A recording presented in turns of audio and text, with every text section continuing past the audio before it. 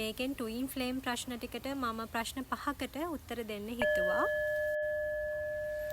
මම ගත්ත පළවෙනි ප්‍රශ්නය තමයි ට්වින් ෆ්ලේම් කියන්නේ මොකක්ද? ට්වින් ෆ්ලේම් කියන්නේ රිලේෂන්ෂිප් එකක් නෙමෙයි. මේක රොමැන්ටික් රිලේෂන්ෂිප් එකක් වගේ දෙයක් නෙමෙයි. ඉතින් තේරුම් ගන්න ඕන දේ තමයි ට්වින් ෆ්ලේම්ස්ලව හමු වෙන්නේ ඇත්තටම විශ්වය විසින් තීරණය කරනවා තමන්ව අවදි වෙන්න. එතකොට එතන දෙන්නෙක් වගේ පෙවුනට එතන දෙන්නෙක් නෑ. එනර්ජිස් ඔක්කොම සමානයි. ඉතින් ඒක නිසා මේක හම්බ වෙන්නේ අධ්‍යාත්මිකව අවදි වෙන්න. ඉතින් මනසින් දකින කිසිම රිලේෂන්ෂිප් එකකට මේක සමාන කරන්න බෑ. ඒ ප්‍රශ්නේ යටින් කෙනෙක් දාලා තිබුණා ඕක වැඩි හිතන්න එපා. ඒ කියන්නේ ට්වින් ෆ්ලේම් ගැන වැඩි හිතන්න එපා, ඔලුවට ගන්න එපා කියලා. ඔව් ඒක ඇත්ත. හේතුව තමයි ට්වින් ෆ්ලේම් කෙනෙක් හමු නොවුන කෙනෙක්ට මේක හිතන්න බෑ. හේතුව තමයි සහ ට්වින් ෆ්ලේම් කෙනෙක් හමු නොවුණු කෙනෙක්ට මේ ගැන කතා කරන්න බෑ. හේතුව මේක මනසේ ඉඳලා ක්‍රියාත්මක වෙන දෙයක් නෙමෙයි. ඒක ට්වින් ෆ්ලේම්ස්ලා හමු වුණ අය දන්නවා මේක ගොඩාක් වෙනස් දෙයක් කියලා. ඉතින් ඒක නිසා ඇත්තටම ට්වින් ෆ්ලේම් හමු නොවුණු කෙනෙක් මේ ගැන හිතන්න යන්න එපා.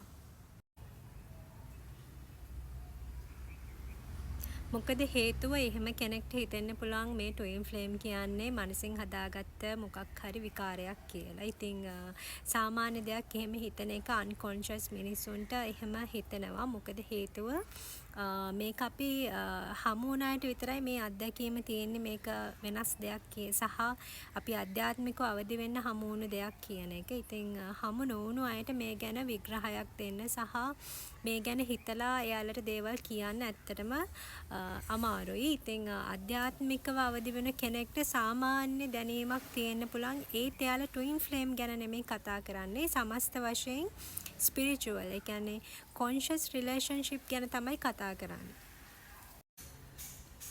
මම දෙවැනි ප්‍රශ්න විදියට ගත්තේ මෙඩිටේෂන් කරත් වෙලාවකට ආයෙම අවුල් යනවා. මං කරන හැම දෙයකින්ම මට පේන්න දකින්න තියෙන්නේ එයාව තමයි දකින්නේ.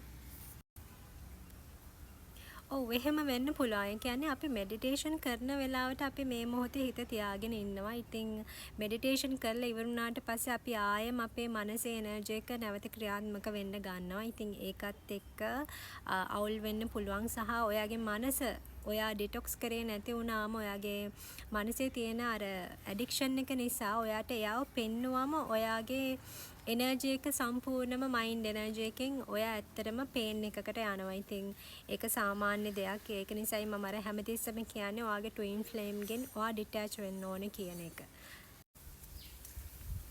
විශ්වය ඔයාගේ ඒ පාඩම හරියට ඉගෙන ගන්නකම් ඔයාට ඒ දේ කරන එක නතර කරන්නේ නැහැ. ඉතින් ඒකයි හේතුව ඔයාගේ ට්වින්ව නිතර දකින්න හම්බ වෙන්නේ. මොකද එතකොට ඔයාට දැනගන්න පුළුවන් ඔයාගේ එනර්ජි එක කොහොමද මොන මට්ටමේද තියෙන්නේ කියන එක. හිත අවුල් යන වෙලාවට කරන්න පුළුවන් ක්‍රම කීපයක් තියෙනවා. ඉතින් මම ඒවට දීර්ඝ වීඩියෝස් කරන්න බලාපොරොත්තු වෙමින් ඉන්නවා. ඉතින් ඔයාට මම දැනට දෙන විසඳුම තමයි ඔයාට පුළුවන් ඔයාගේ මයින්ඩ් එක ඩිටොක්ස් කරන්න. ඒ වගේම ඔයාට ෆෝකස් වෙන්න. මම ගත්ත ඊළඟ ප්‍රශ්නය ඇයි ටැරට් රීඩින්ග්ස් බලන්න එපා කියන්නේ.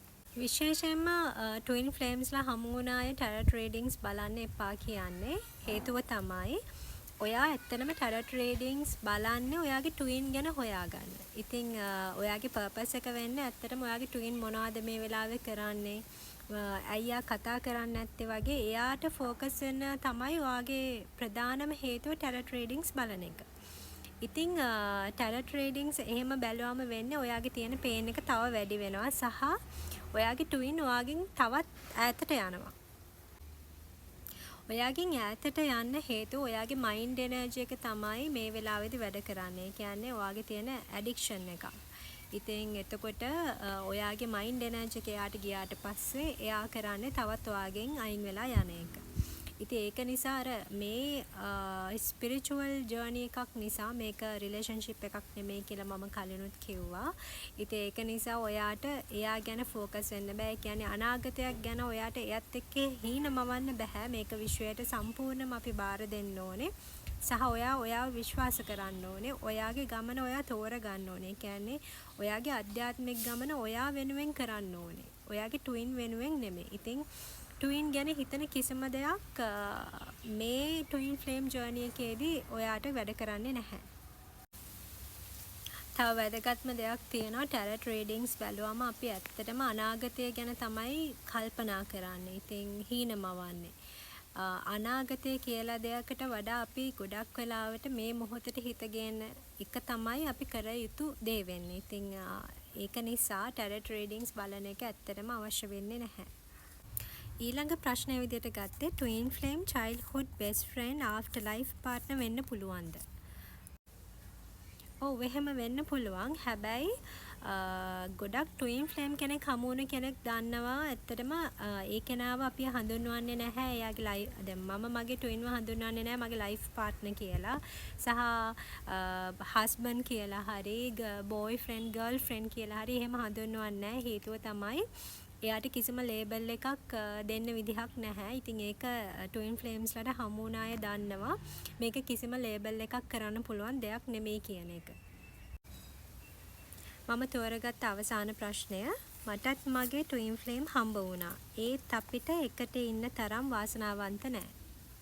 මේ තෝට් එක ගත්තොත් ඇත්තටම ඒ තෝට් එක ඇවිල්ලා නෙගටිව් තෝට් එකක්. ඉතින් මම කියන්නේ ට්වින් ෆ්ලේම් හම්බ වුණේ කෙනෙක් නම් කිසිම ලේබල් එකක් කරන්න යන්න එපා. ඒ කියන්නේ මට මේ කෙනත් එක්ක ඉන්න පුළුවන්ද බැරිද කියලා අර ලේබල් කරගන්න යන්න එපා. ඉතින් මේ මොහොතේදී දේවල් එක්ක යන්න. මොකද හේතුව ට්වින් ෆ්ලේම්ස්ලා හම්බ වෙන්නේ වෙන් වෙන්ලා ජීවිත කාලෙම ඉන්න නෙමෙයි.